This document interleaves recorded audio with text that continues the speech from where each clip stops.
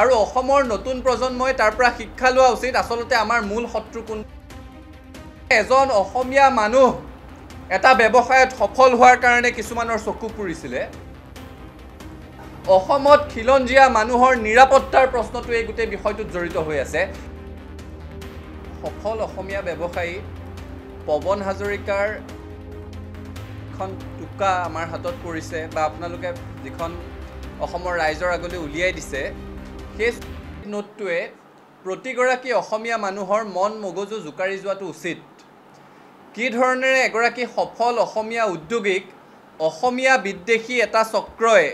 অহৰহ মানসিক নিৰ্যাতন চলাই মৃত্যুৰ মুখলৈ ঠেলি দিছে সেই কথাৰ উপলব্ধি সমগ্ৰ অসমৰ ৰাইজে কৰা উচিত আৰু অসমৰ নতুন প্ৰজন্মই তাৰ পৰা শিক্ষা লোৱা উচিত আসলতে আমাৰ মূল শত্ৰু কোনবোৰ চিনি পাব লাগিব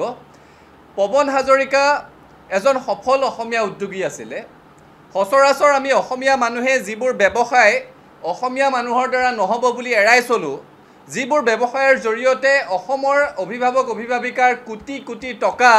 অসমৰ বাহিৰলৈ ওলাই গৈ আছে সেই ব্যৱসায়ত খুপনি পুতি সেই ব্যৱসায়ত সফল হৈ এটা দৃষ্টান্ত দেখুৱাবলৈ সক্ষম হৈছিলে পৱন হাজৰিকা কিন্তু তেনে এগৰাকী ব্যক্তি তিনিজন অসমীয়া বিদ্বেষী ব্যক্তিৰ কবলত পৰি অহৰহ মানসিক অত্যাচাৰৰ বলি হ'ল তেওঁক মানসিক নিৰ্যাতন চলোৱা হ'ল আৰু শেষত এটা সুইচাইড নোট লিখি তেওঁ এই ইহ সংসাৰ এৰি যাবলগীয়া হ'ল এই ঘটনাটোক ব্যৱসায়িক হতাশাগ্ৰস্ততাৰ কাৰণে কৰা আত্মহত্যা বুলি আমি সহজভাৱে ল'ব পৰা নাই কাৰণ তেওঁৰ সুইচাইড নোটটোৰ প্ৰতিটো বাক্যত লিখা আছে কি ধৰণেৰে এজন অসমীয়া মানুহ এটা ব্যৱসায়ত সফল হোৱাৰ কাৰণে কিছুমানৰ চকু পুৰিছিলে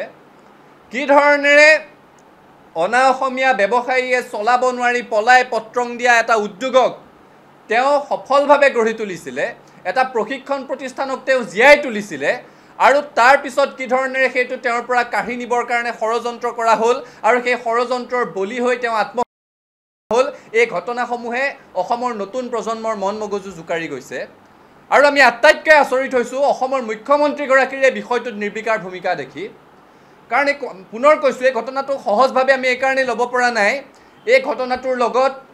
নতুন অসমীয়া যুৱ প্ৰজন্মৰ নতুন অসমীয়া ল'ৰা ছোৱালীৰ উদ্যমিতাৰ আকাংক্ষা জড়িত হৈ আছে আমি সভাই সমিতিয়ে সচৰাচৰ কৈ থকা টক শ্ব'ত আলোচনা কৰি থকা প্ৰবন্ধ লিখি থকা যে অসমৰ এটা জাতীয় অৰ্থনীতি গঢ়ি তোলাৰ প্ৰয়োজন আছে সেই জাতীয় অৰ্থনীতিৰ প্ৰশ্নটো ইয়াৰ লগত জড়িত হৈ আছে আৰু আটাইতকৈ গুৰুত্বপূৰ্ণ কথা আটাইতকৈ ডাঙৰ কথা অসমত খিলঞ্জীয়া মানুহৰ নিৰাপত্তাৰ প্ৰশ্নটো এই গোটেই বিষয়টোত জড়িত হৈ আছে সেইকাৰণে অসমৰ মুখ্যমন্ত্ৰীয়ে এই কথাটোত আমি হস্তক্ষেপ কৰাটো বিচাৰোঁ নোটটোত স্পষ্টভাৱে তিনিজন অসমীয়া বিদ্বেষী মানুহৰ নাম উল্লেখ কৰা আছে অংকিত কুমাৰ নিলয় আৰু এজন বিকাশ চিচোদিয়া এই তিনিজনৰে অংকিত কুমাৰ বোলাজনক ইতিমধ্যে আটক কৰিছে সোধপোছ কৰি আছে কিন্তু বাকী দুগৰাকীক এতিয়ালৈকে অসম আৰক্ষীয়ে কিয় আটক কৰিবলৈ সক্ষম হোৱা নাই সেই কথাটোত আমাৰ প্ৰশ্ন আছে ভাৰতবৰ্ষৰ কোনোবা এটা প্ৰান্তত কোনোবাই যদি ইউটিউবত এটা কিবা অশ্ৰাব্য কথা কয় অসমৰ পৰা পুলিচ গৈ ধৰি লৈ আহেগৈ ভাৰতবৰ্ষৰ যিকোনো এটা প্ৰান্তত যদি কোনোবাই কাৰোবাক সমালোচনা কৰে মুখ্যমন্ত্ৰীগৰাকীয়ে অসমত গোচৰ ৰুজু কৰে ভাৰতবৰ্ষত গৈ যিকোনো স্থানত অসমৰ স্মাৰ্ট আৰক্ষীয়ে উঠাই লৈ আহেগৈ কিন্তু তেনেস্থলত এজন অসমীয়া ল'ৰাক মানসিক অত্যাচাৰ কৰি কৰি মৃত্যুৰ মুখলৈ ঠেলি দিয়া এই বিকাশ চিচোদিয়া এই নিলয় বোলাজনক অসম আৰক্ষীয়ে কিয় গ্ৰেপ্তাৰ কৰিব পৰা নাই গ্ৰেপ্তাৰ কৰিব পৰা নাই নে সদিচ্ছাৰ অভাৱ আছে এই প্ৰশ্নৰ উত্তৰ লাগিব কাৰণ এই বিকাশ চিচোদিয়া বোলা ব্যক্তিগৰাকীৰ সম্পৰ্কত নানান তথ্য এতিয়া প্ৰকাশ হ'বলৈ আৰম্ভ কৰিছে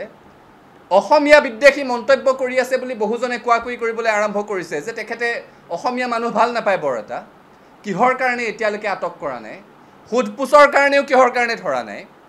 এই কাঠফুলাৰ দৰে অসমৰ সৰ্বত্ৰে গঢ়ি তোলা কোচিং ইনষ্টিটিউটসমূহত অসমৰ ল'ৰা ছোৱালীৰ মাক দেউতাকে নিজৰ জেপৰ ধন ভাঙি লাখ লাখ টকা অসমৰ বাহিৰলৈ পঠিয়াই আছে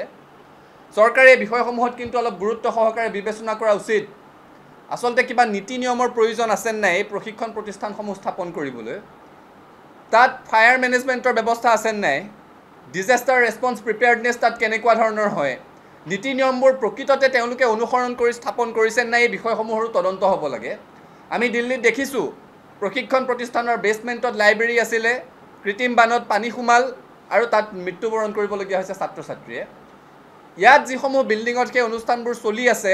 সেইসমূহৰ পৰ্যাপ্ত অনুমতি আছেনে নাই সেইসমূহত সুৰক্ষা ব্যৱস্থা সুনিশ্চিত কৰা হৈছে নাই গোটেই কথাবোৰ তদন্তৰ আওতালৈ আনিব লাগে আৰু বিকাশ চিচোদিয়া আৰু নিলয় নামৰ এই দুগৰাকী ব্যক্তি ভাৰতবৰ্ষৰ যি প্ৰান্ততে পলাই নাথাকক কিয় তেওঁলোকক গ্ৰেপ্তাৰ কৰিব লাগে সোধপোছ কৰিব লাগে আৰু পৱন হাজৰিকাক ন্যায় দিব লাগে আজি পৱন হাজৰিকাই যদি ন্যায় নাপায় পৱন হাজৰিকাৰ এই গোটেই ঘটনাটোক যদি সাধাৰণ আত্মহত্যাৰ ঘটনা বুলি আমি এৰাই চলো অসমতে অসমীয়া ল'ৰা ছোৱালীয়ে ব্যৱসায় কৰিবলৈ সাহস নকৰা হ'ব আমি বাহিৰৰ পৰা বিনিয়োগ মাতি আছোঁ